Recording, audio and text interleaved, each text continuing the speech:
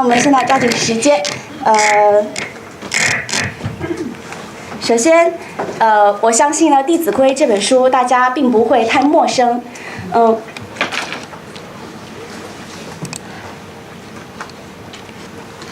在这儿呢，还是给大家统筹的介绍一下《弟子规》这本书。那么，《弟子规》的作者呢是清代的学者李刘秀，字子浅，号采三，生于康熙年间。他大概呢，毕生呢，生活了60年。李夫子终其一生获得的最高学位，就是秀才。此后呢，就没有高中过了，所以举人进士他没有考入，所以呢，也并不是什么状元、榜眼、探花。那么在当时，大家知道一个秀才能做什么吗？做教师吧。当时的秀才就只能教书。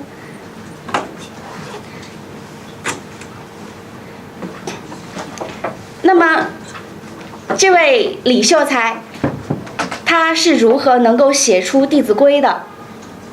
是因为呢，他用尽毕生的一些精力和经验去研究《大学》和《中庸》里面的文学。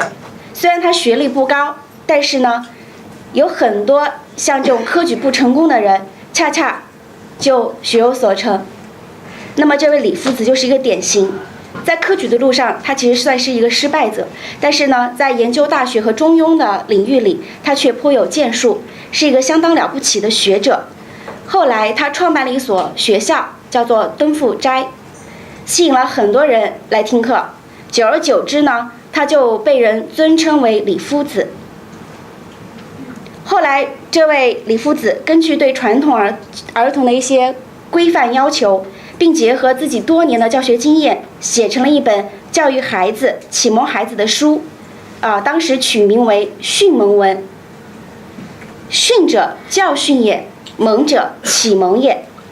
这个呢，也就是《弟子规》的前身。再后来呢，又有另外一个学者叫做贾存仁，在《训蒙文》的基础上进行了修订，并把书本呢改名为《弟子规》。从此之后，这本书便在一些私塾里面开始广为流传。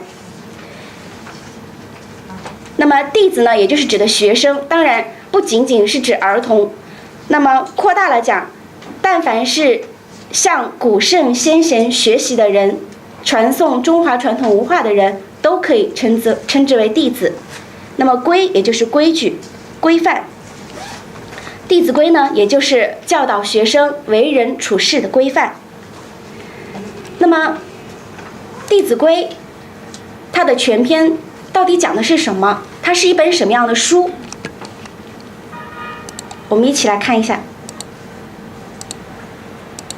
首先看看它的依据和纲领。《弟子规》这本书呢，是根据《论语·学而》第1篇的一句话，而就像一个总纲领一样，然后呢，把它分为很多细小的章节来阐述。《论语》当中有一句这样的话，我们一起来读一读：学而弟子入则孝，出则悌，谨而信，泛爱众，而亲仁，行有余力，则以学文。这也就是《弟子规》的总纲领。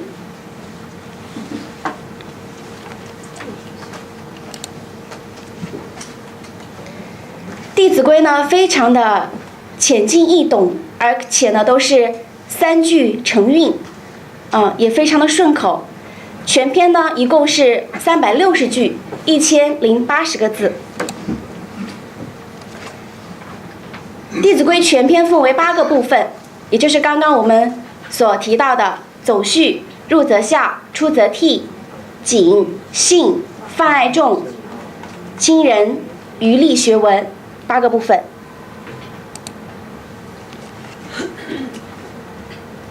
并且在这个8个部分当中，每一个部分都叙述了不同的事情、不同做事的原则和方法，以及我们需要遵守的一些规范。那么总共呢，加起来也就是叙述了113件事。这113件事情当中呢，就是具体列举出为人子弟在家、出外、接人待物、求学应遵循和持有的礼仪和规范。下面我们看看《弟子规》的基本特点。当然只是我的一些个人观点啊，仅供大家参考。首先，我觉得呢，《弟子规》它是一本以立志做人为首要目标的这样一个定位的书籍。第二呢，它呢以日常生活为进入口，讲了非常多生活方面的一些该要注意的规范和规矩。我觉得在我们当时在我们幼儿园这个教授《弟子规》的时候，其实很多方面都能够很好的起到这个孩子行为习惯培养的这个一个目的和目标，而且呢，也达到了非常好的效果，家长非常满意，老师也觉得教得开心。第三呢，它呢是以礼仪教育为基本功夫的，当中有很多礼的东西，我觉得呢，从小对孩子有一个非常好的一个概念和一个潜移默化的作用。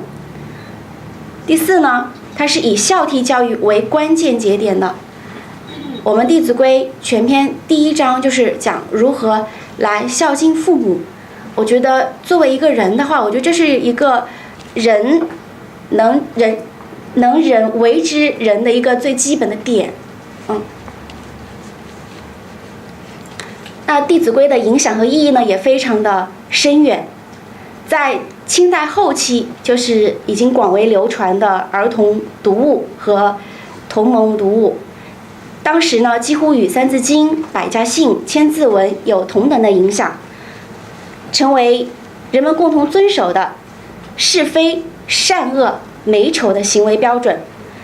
那么，他所倡行的孝悌、谨慎、诚信、爱众、笃学的精神，对于促进社会和谐，还有现在对于我们，包括现在国家对我们的要求，也是有着非常紧密的关系。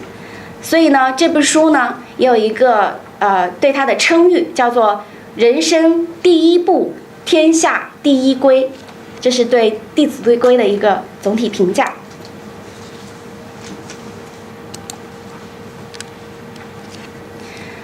那《弟子规》虽然它的内容非常的浅显，但是呢，它也有非常深远的教育意义。首先呢，我觉得《弟子规》它反映了教育的基本功能之一，也就是传承文化。它不是横空出世的，而是传统文化的继承和发扬。第二呢，它反映了儒家文化的伦理思想，